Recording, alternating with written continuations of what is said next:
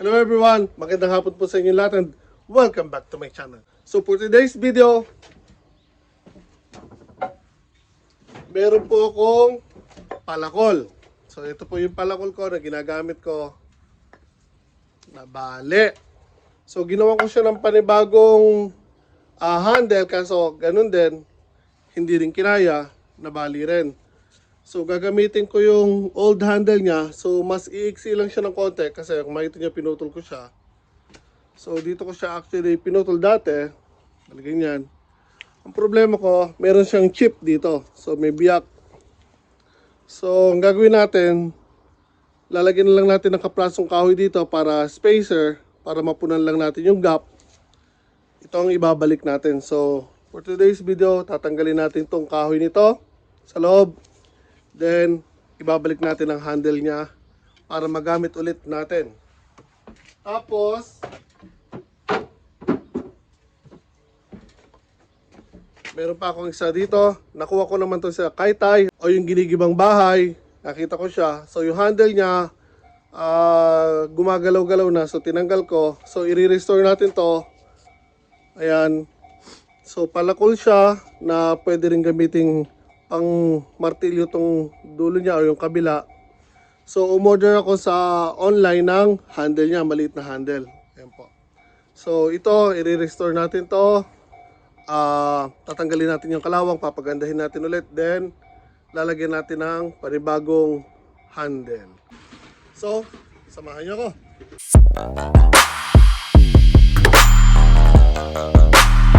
So ang main natin is, again, itong malaking palakol ko. Kasi mas gamit ko siya sa pagbibiyak ng mga malalaking kahoy. So para maalis natin to, yung kahoy niya, kailangan natin pukpukin. So pwede ko siya patong dito sa anvil ko. Then tatry natin pukpukin. Or gamitin natin yung hydraulic press ko na nabili ko dati several years ago. Siguro mga nasa 5 to 6 years ago, nabili ko yan. Hanggang ngayon, hindi ko pa rin na-restore. Although gumagana yan. Pero mas magandang i-restore natin siya. Tanggalin ang mga kalawang, repaint, lagyan ng panibagong oil. At yung gauge niya sa taas, hindi na gumagana. So okay guys, so ito po yung hydraulic press na nabili ko dati. So I think 6 years ago na. Ayan po. Gumagana siya, pero yan, kung makikita nyo, kinakalawang na. So, nakuha ko yan as is. Nasa labas lang kasi yan sa talyer ng motor. So, itong gauge niya hindi na rin gumagana. Pero yung hydraulic press niya, nagana pa rin. Pati yung oil, may laman pa yan. So, kailangan ito full restoration, buffing, repaint, palit ng gauge kung may makukuha tayo. So, natin to para mas madali matanggal yung kahoy dito sa gitna. Again, lipat muna natin to. So, actually first time kong gagamitin to simula nung nabili ko siya.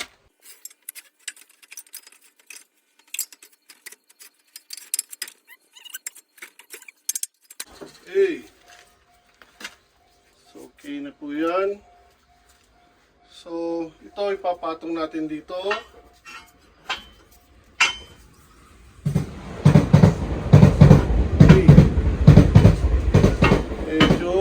Malayo. Saglit lang guys, may kukunin lang ako na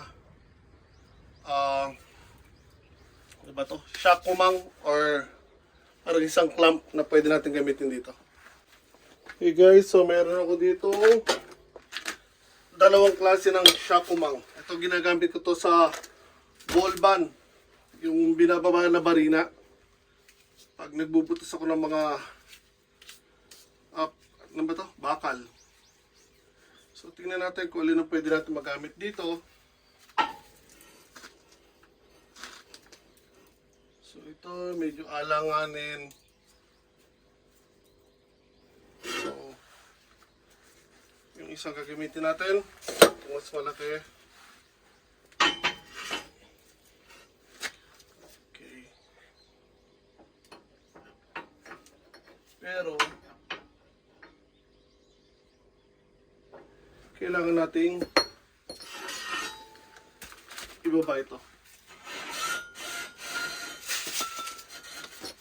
Masyado mataas.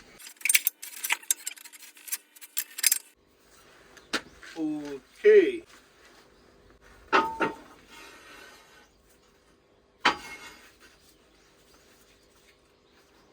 So, okay,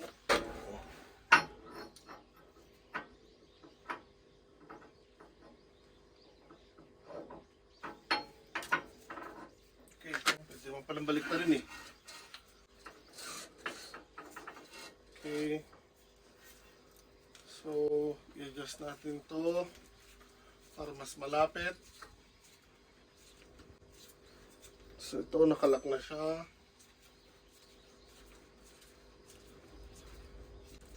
So, hindi natin dito yan ipe-press dito sa kabila. Dahil meron siyang yung panghigpit na yung pin lock. So, meron ako ditong tornilyo na malaki. Kakasya siya dito, sakto lang. Yan. Nalang natin para hindi siya dumulas.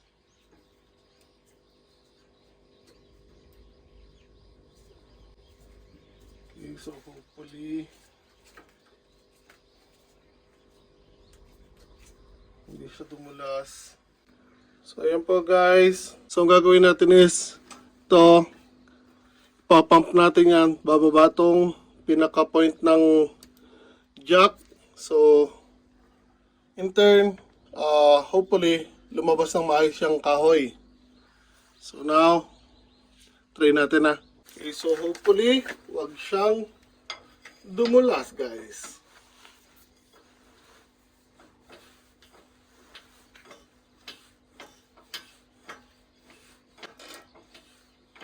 Yan, tinti na po nababa.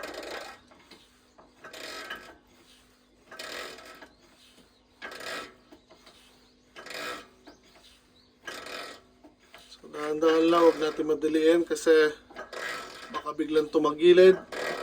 Huwag masyado natin minabilis. So I'm not sure kung kita.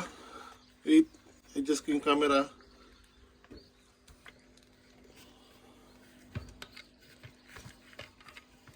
So yung guys, yung kahoy sa ilalim. Wait lang ha. Okay, so habang pinapump natin tong press, yan po, unti-unti po lumalabas yung kahoy sa ilalim.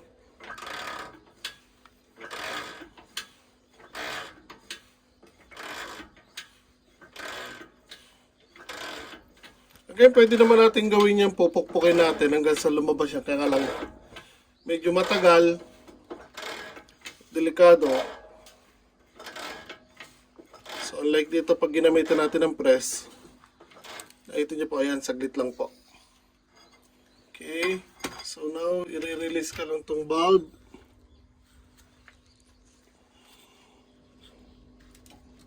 So, babalik na po yan. Okay, so ilalak natin ulit. Okay, tingnan natin guys. Okay guys, so now tingnan po natin kung ano naging resulta. So ayan po yung kahoy at inilagay kong tornilyo.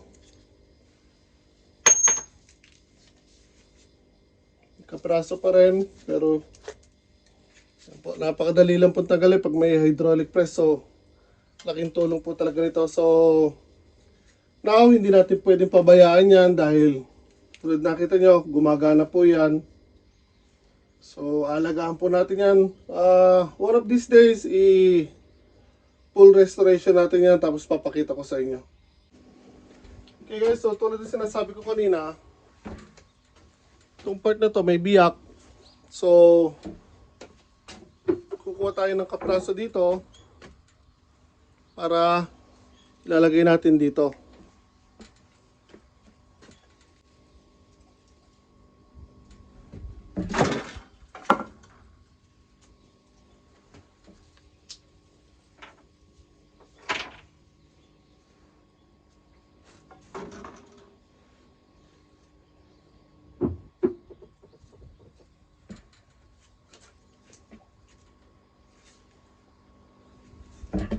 Okay, so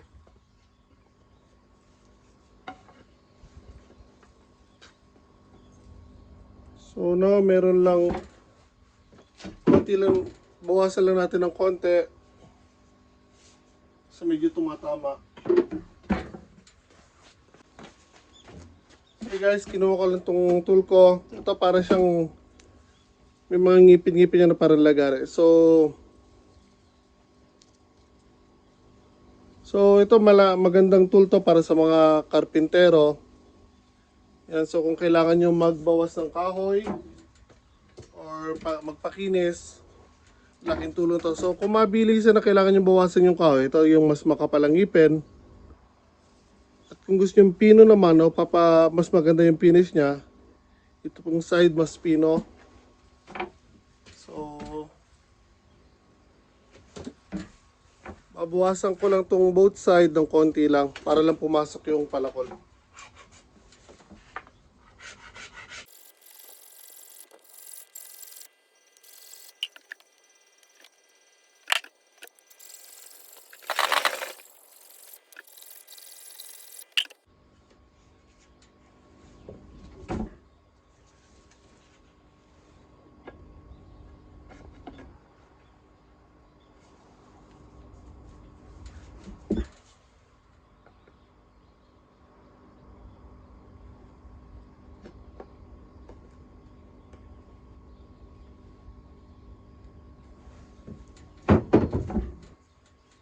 So, yuhubog lang natin to sa shape niyan para pumasok po na maayos yung kahoy.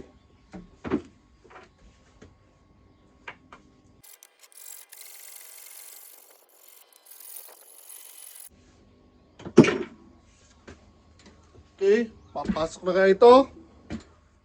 Tingnan natin, dahan-dahan lang guys ha. Moment of truth.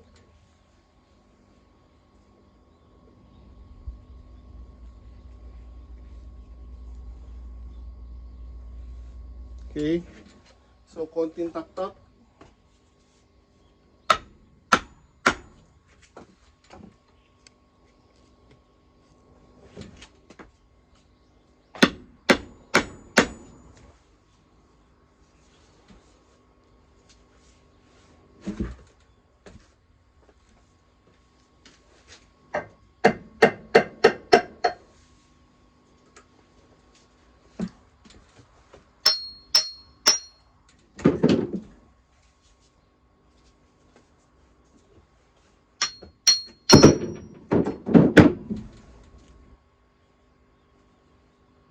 Okay, so konti na lang.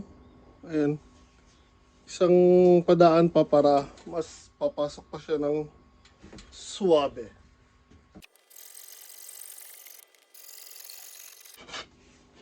Okay. So I think okay na siya. Now, lalagyan na po natin tong handle natin.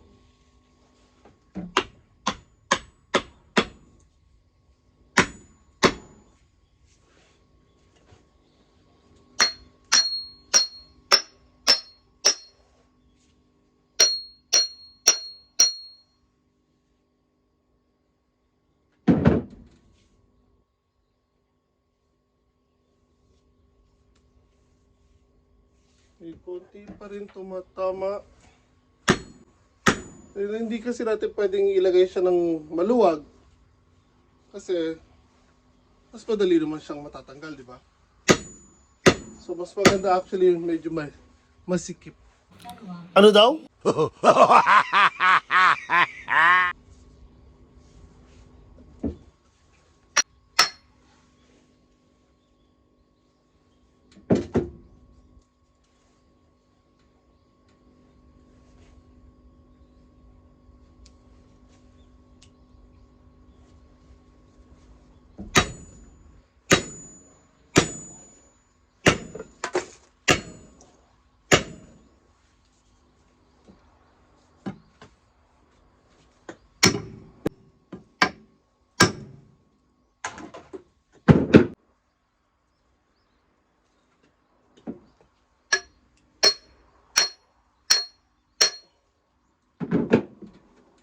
Okay guys, so kung makikita nyo, konti na lang naman siya.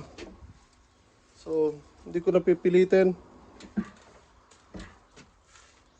Hilig kasing mamilit. So ilalagay ko na po to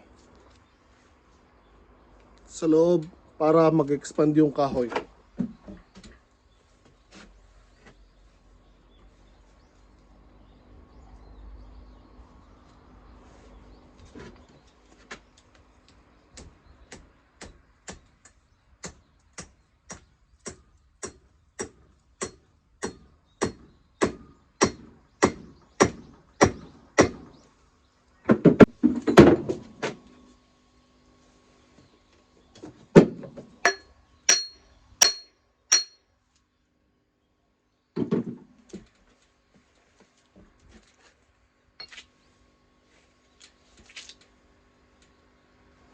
Medyo nakatingala ng konti. Kailangan ko siya yumuko ng konti.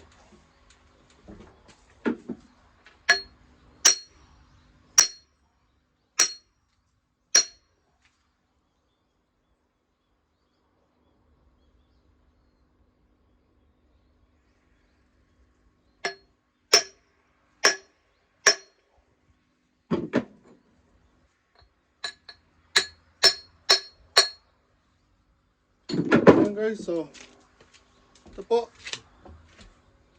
pansamantagal na handle ng aking palakol. So again, order na rin tayo ng panibago kasi delikado po yan. Madikit.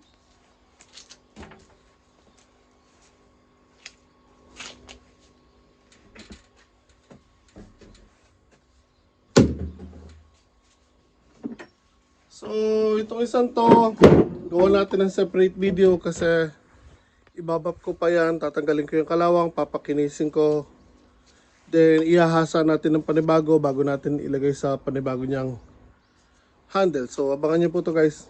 Maraming salamat. So, kung nagustuhan niyo po to, kahit medyo palpak yung kinalabasan ng restoration natin or pagpapalit ng handle ng palakol natin, paki-like naman po ang video na to, share sa mga kaibigan niya, subscribe na rin po sa channel ko. Ingat po tayo palagi.